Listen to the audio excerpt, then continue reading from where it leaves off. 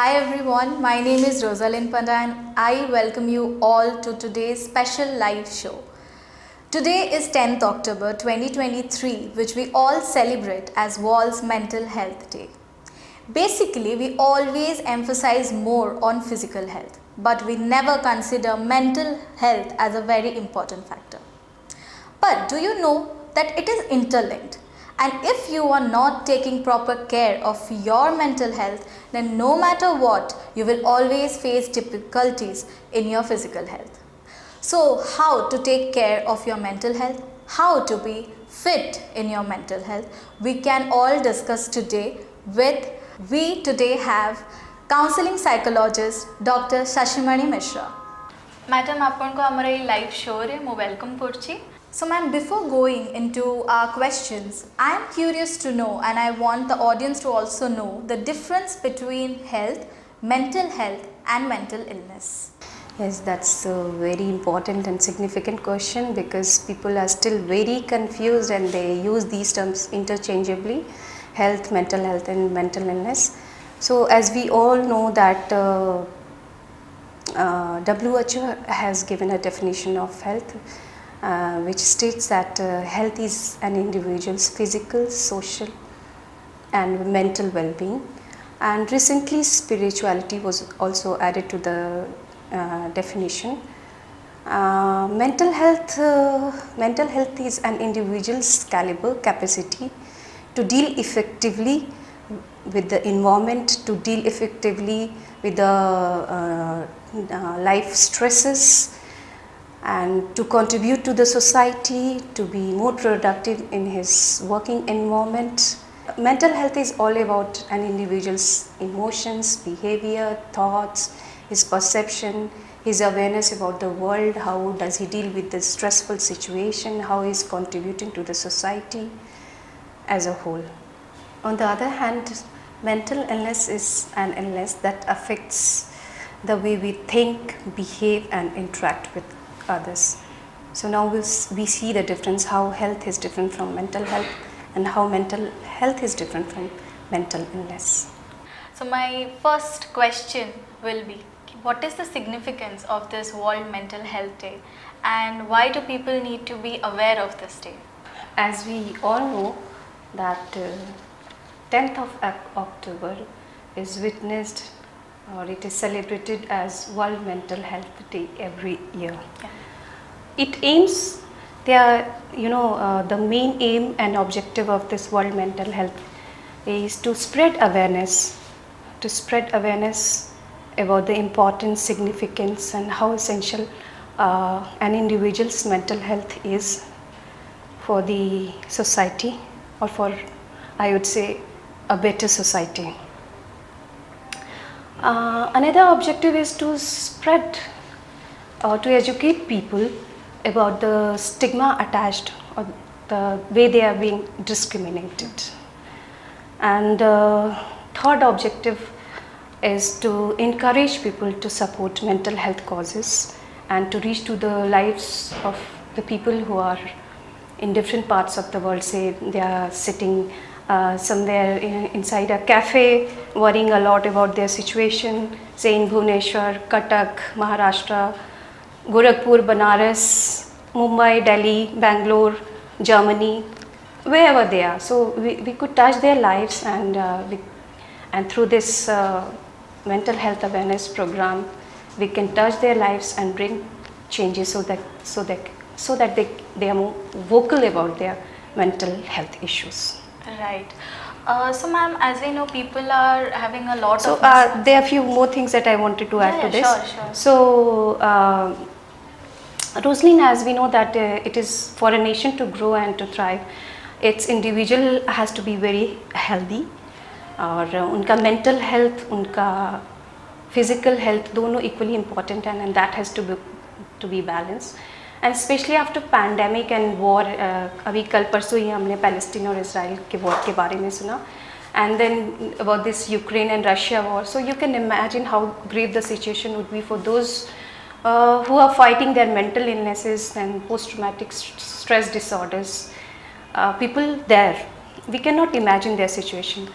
So this mental health day, what through this day, 10th of October, we try to bring together all the people in different parts of the world on a common platform and bridge the gap. Those who are seeking professional help, those who are seeking help for their mental illness, and those who are there to render their services to these mental health individuals, mental illness, or the individuals who are suffering from mental illnesses.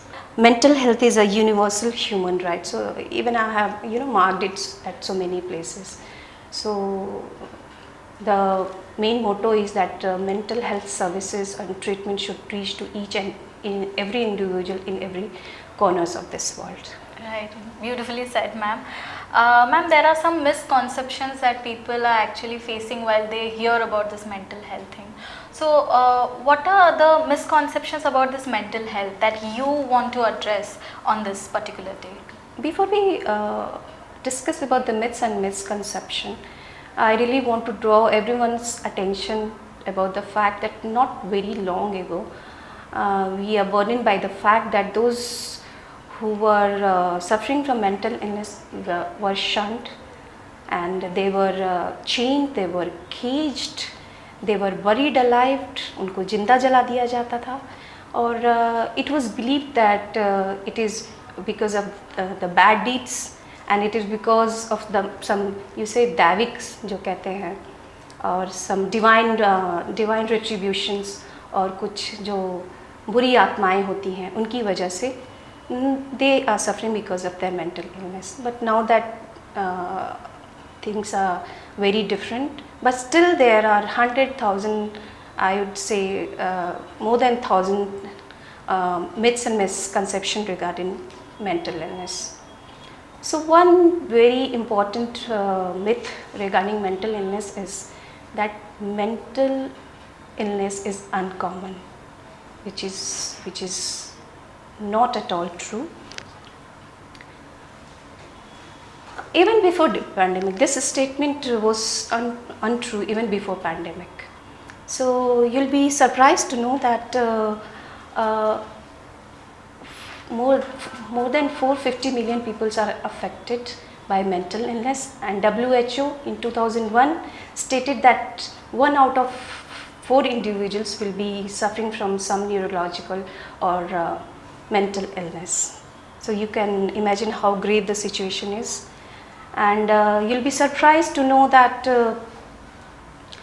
during pandemic the depression among adults tripled, and there are around if I'm not wrong, 26.4 crores people suffering from depression post pandemic. So the second myth is that panic disorders are fatal, which is untrue. Those who are suffering from mental illness, they are not capable of doing their work, they cannot contribute. Again, it is untrue. A lot of clients and a lot of people who are coming for counseling in my center, they are some are severely, some are mildly, some are moderately having mental illness issues, but they are contributing, they are performing well, though their journey is little different from other individuals, but they are contributing. Another myth regarding this mental illness is that those who do not have friends and family should only go for counseling and seek counseling. This is very, very untrue, because counseling is done in a very structured environment, and in a very it is a structured therapy. Its aim is to bring change in an individual's life, to empower an individual. It is confidential, it is objective in nature. So this can be not done by speaking or talking to a friend or a family. Another myth is that schizophrenia, we all know the term schizophrenia by now, has split personality, or it has multiple personality disorder, which is not true. Myth regarding eating disorder, that it affects only females, which is totally wrong. Even males are equally if not equally, I would say they are also affected by eating disorder, and it is believed that eating disorder is your lifestyle choices. Means those who are rich, those who are good looking, young, they have eating disorder. This is not at all true. Another myth is that all the people who are suffering from mental illness are violent. No, it is not true.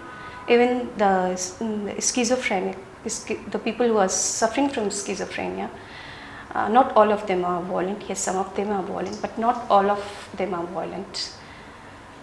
Last but not the least, one myth that I really want to address and bring into notice to the audience is that mental illness cannot be treated, which is false. Mental illness can be treated. The journey is different for every individual. The person can go back and lead a very happy and satisfied life after treatment. So this is all about myths and misconceptions. Amazing, ma'am. You literally shared that what all misconceptions all we have regarding the mental health thing. So ma'am, just like you said that there are people who are coming to you, they are very productive in their work, but they still have the mental illness. So does this mental health affect physical health as well? Like if we neglect mental health, how is it going to affect our physical health? Yes, definitely. Our general well-being is greatly impacted and affected by our mental health. If we have a good and sound mental health, it could help in shaping a good physical health and ward off, or I would say fend off other medical conditions. We have heard a lot about anxiety and stress, but I'd like to take the example of depression. Depression, as we all know, that is a mental illness, and a person who is suffering from depression. So what happens in depression is that there are neural pathways. I don't want to go into the whole this brain, and this is not my work. This is all what it is all. This is a work of I would say psychiatrists, and they should elaborate about it. But in a layman term, I would say that there are neural pathways that are affected in depression, and that has impact, and that leads to, I would say, that leads to exhaustion in the body, and that sleeping patterns are disturbed. There are pains and aches in the body. So you could see how it is contributing. Depression, which is a mental illness, is affecting the physical health of individual. In the same manner, one cannot claim to have a sound or excellent mental health if one is suffering from physical ailment like say cancer, diabetes, or heart disease. So both are affecting each other. So both are interlinked with each other. Yes, both are affecting. I would say that yes, but yes, it is very true that mental health has a role to play in shaping the physical health of an individual. Right. So are there, ma'am, any specific symptoms or signs of mental health issues that should people be aware of, and what will be the right time to seek an professional doctor or counselor for this? Okay, so this is a very beautiful question, and I really want to elaborate by citing example. So when you enter into a counselor's, a psychiatrist or psychologist clinic or office, so first thing that they would screen for is their day-to-day lives, their daily basis, how do they perform on daily basis. So they would ask them, or someone who is accompanying them, their family members or friend or spouse. So it is found that a person's severity of the symptoms depends on his daily and day-to-day activities. If the symptoms are very severe, it means it will affect his relationship. It will affect his relationship in working environment, in school. His performance will be compromised. But if the symptom is not so severe, it is mild and moderate, then that can be taken care of. So Rosalind's, like, I'd like to give an example. Say that you're working in Ashwini Wellness, all right? Right.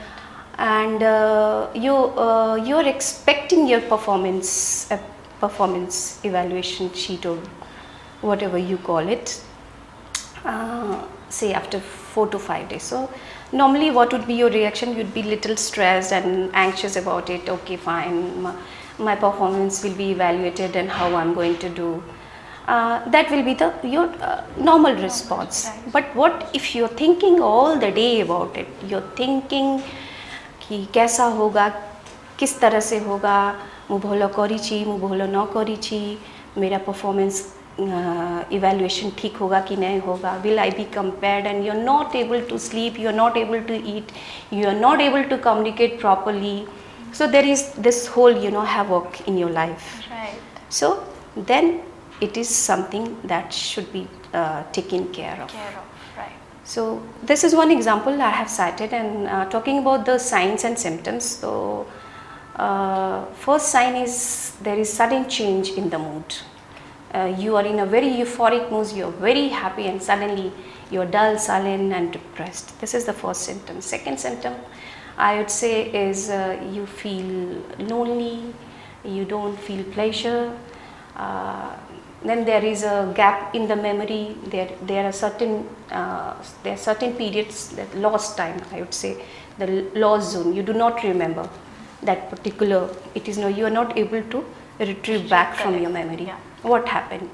Then your sleeping patterns are surely disturbed. Either you are sleeping too much, or you are not at all sleeping. Even if you are sleeping, you feel that you have not got enough, and there is a fatigue. Then there is self-injury or self-harm. You get cuts here, you get cuts on your thighs. These are alarming signs, these are warning signs. And apart from that, the activities which you were finding very pleasurable earlier, you do not find it to be fun anymore. You withdraw yourself from others, from your spouse, from your kids, from your family members, from the social group, or your companion. So there is this sudden change. So these are few signs and symptoms. And then again there is one very important sign is agitated, moody, you're very angry, you're very frustrated, and anger is okay, anger is an emotion, but when it exceeds a certain limit, you become aggressive. So you are aggressive. So these are few of the signs and symptoms that we can look for. So ma'am, what will be some practical self-care tips and strategies one can take or implement and improve their mental health? See, here I'd like to pinpoint, like we have already talked, and I think we'll be talking a lot more about how to take care. But there are 4 to 5 things that I really want to mention, and first and foremost is adequate sleep. You should have a very good and adequate sleep. You should go for balanced diet. You should eat properly. Mediterranean diet जो बोलते हैं, like colorful vegetables and fruits on your plate, on your platter. Then exercise, meditation. Right. So these are very important daily routines or daily habits that you should follow. Apart from this, you should be working towards your goals. You should be working about, like there is this big goal, so divide that big goal into sub goals. Like you want to do MBA, but you cannot work hard every day, like say I have to get admission into this MBA course, but since you are suffering, you are from mental illness, so make little goals and then congratulate yourself. Accomplish, whenever you accomplish something, then you should treat yourself, you should pamper yourself. So these major goals can be divided into sub goals. Right. And apart from that one thing is social connectedness. You should get connected to yourself, and then you should get connected to people around you, family, friends, peer group, and your girlfriend, and you should suddenly plan a trip, and you should go and just have, say, a cup of coffee or a aloo dum dahi vada. You should enjoy these little things. So these are few things that you should adopt. So basically people need to understand that the little thing that we think that is very casual, they matters, and that actually if that is making you happy, then you should always have it in your daily life, right? Yes, very true, very true. So ma'am, my next question will be, are there any specific group of individuals who are more vulnerable to this mental health challenges, and how can we ensure that they receive adequate support? Okay, so I personally believe that every individual, everybody is vulnerable. So all I need to say is that most of the people are vulnerable, and you do not know what circumstances and what situation will drag you down the drain. But yes, there are minority groups that identify as racial, as ethnic, as gender and sexual, and they are more prone to, they are more subject to poor mental health, and this is especially because they are not getting adequate mental health services, and they are not getting good education. They are not having services reaching to them or accessible to them, and even they are discriminated.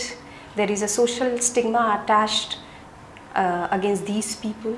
So these are a few of the factors, I think, which are responsible for poor mental health of such people. Right. And talking about how could we take care of the situation is by implementing policies like inclusion policies, then anti-discrimination policies, by educating them, and by making gender equity policies. So role of government is very important, and even if there are policies, people are not aware of it, so people should be more aware about their rights, and it should reach to each and every individual. Right. So I'm talking about the support. How can friends, family members and workplace play a very creating this supportive environment for the individual who are struggling with this mental health issues? So you'll be very surprised that consciously or unconsciously, even the family members, friends and the care providers, they have this notion that a person who is having mental illness, they cannot contribute in a meaningful way. So when this is the notion, you can understand how the individual who is suffering from mental illness would respond. They'll feel stigmatized, they'll feel that they are being discriminated.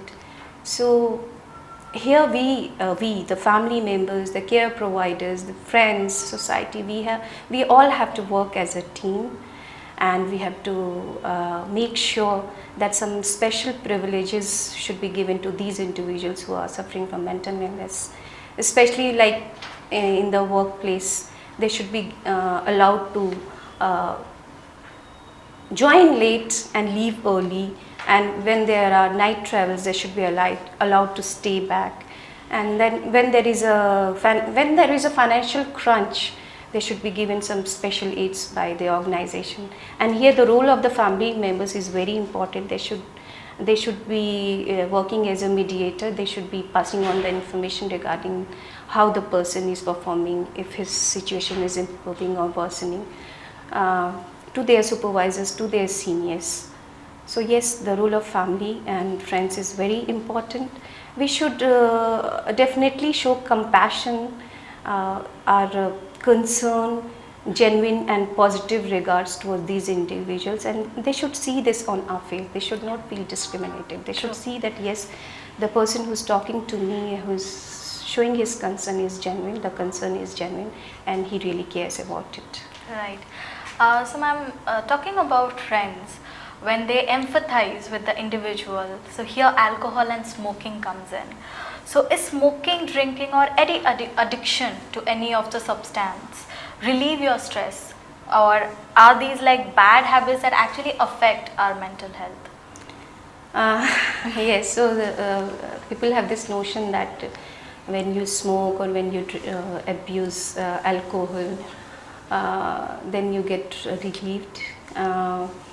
But the fact is that while when your mental health is compromised, you're more dependent. So this is called emotion focused coping mechanism. You're trying to cope up with your mental illness by consuming a lot of alcohol, by smoking, by consuming cannabis, which is very detrimental to your mental health. Let's say that cannabis, when you use cannabis, in the long run what happens, that you experience more psychotic symptoms, you're nervous, and there are symptoms of nervousness, and you're paranoid, and as I said, psychotic symptoms, you experience psychotic symptoms. And similarly, nicotine, as we know, that play a role in releasing dopamine, which is a chemical that triggers I would say pleasant mood. You feel better. So what happens when depression, which is especially related to like very low mood, so when a person is depressed, he's taking cigarettes just to enhance his mood or to get those pleasant moods. But in the long run, what happens, this natural release of dopamine is affected. जो कि brain हमारा naturally release कर रहा था dopamine, वो naturally नहीं हो रहा है. There is inhibition. Then तो फिर क्या होता है कि हम 2 स्मोक कर रहे थे, 4 स्मोक कर रहे थे, and now we have started taking say 10 to 20 cigarettes, 30 cigarettes to get that edge, to get that pleasant mood. But actually you are trapped in this vicious circle. You are caught in this vicious circle of smoking, abusing, and alcohol. So it is very detrimental to your mental health. In no way it is going to help you. Yeah, so people need to understand it doesn't. Yes, definitely. Yeah, okay. So ma'am, many people still feel the stigma surrounding mental health. So how can we work upon this towards reducing the stigma and promoting open conversations about mental health? See, everybody in this world has a role to play. Every individual in this world has a role to play to have this mentally healthy environment by being more inclusive, by warding off discrimination, by excluding stigma attached to mental illness. So we have to be more supportive and we have to promote mental health. There are various ways we can do it. First and very important point I would like to advocate here is that we should gather a lot of information about mental health and mental illness. We should read newspapers, books, we should seek help from mental health professional, and then we should share all this information with our friends, family, society, companion. Second way of dealing with this stigma and discrimination is by listening to the stories of the person who are experiencing mental illness.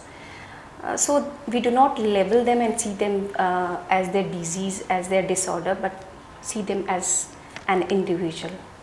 Another way of addressing this stigma would be by not judging the person, by not labeling the person, by not stigmatizing the person, but by accepting that person as he is, with dignity and respect. And we have seen, you must have seen people being referred as psychotic, neurotic. So they should not be labeled as psychotic and neurotic. They should be not referred by their disease but by their names. So the individual's identity, we should not label them as that person suffering from so and so. We can always say that this person has bipolar, this person has schizophrenia, this person has depression, this person has anxiety, rather than calling them psychotic or neurotic. And another way of addressing this issue would be by standing and voicing against those who are giving stereotypical and negative comments about mental illness. You should always stand up. You should always voice against those who are talking ill about mental illness.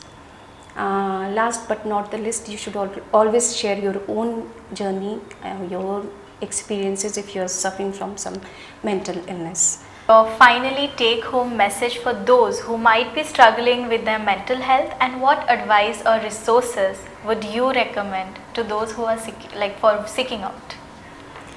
So as we have discussed, and again I want to mention that there are various options available for support, and some are more suited for you and more accessible.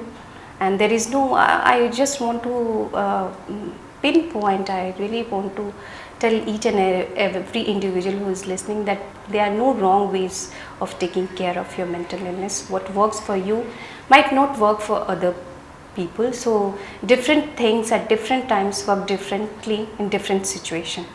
So what is working for you may not work for me. What is working for him may not work for other person, say for the third person.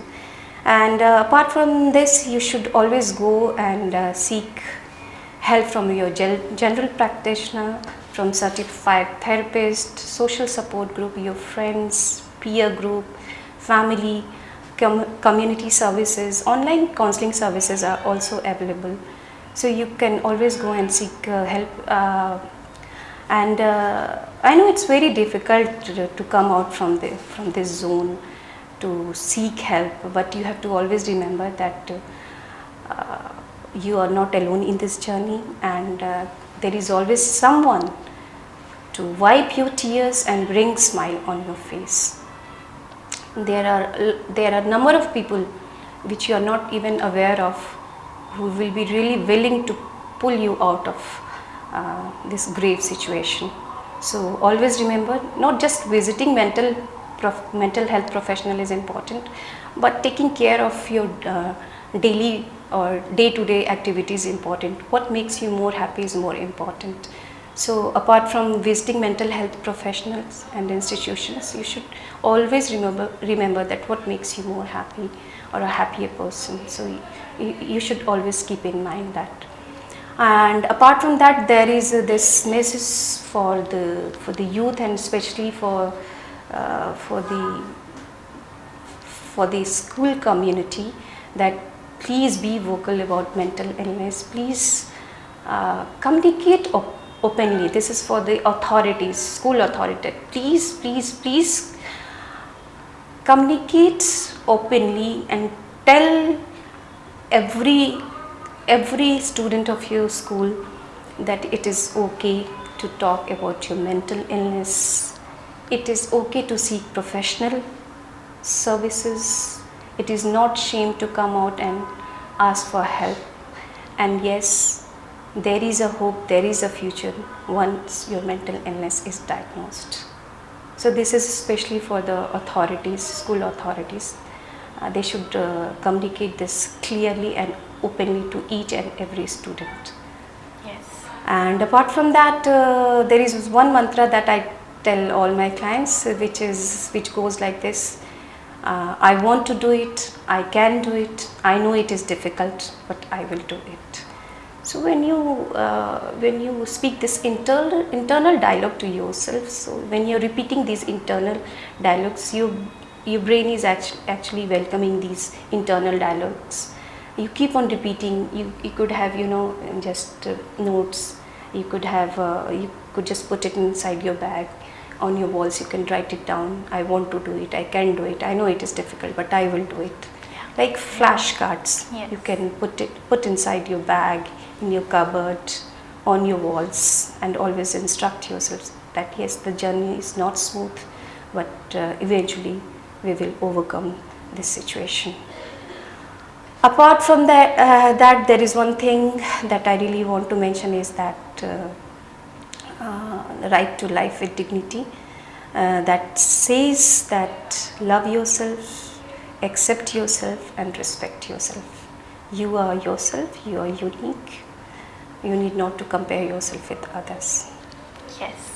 So basically it's like you are the only person who can love yourself more than anyone else in this world. Yes, very true. So you can be your favorite, just like Kareena Kapoor said that Yes. मैं अपनी favorite Yes, हूँ. yes, very true, very So true. that is like the real mantra of real life. Yes. Yeah.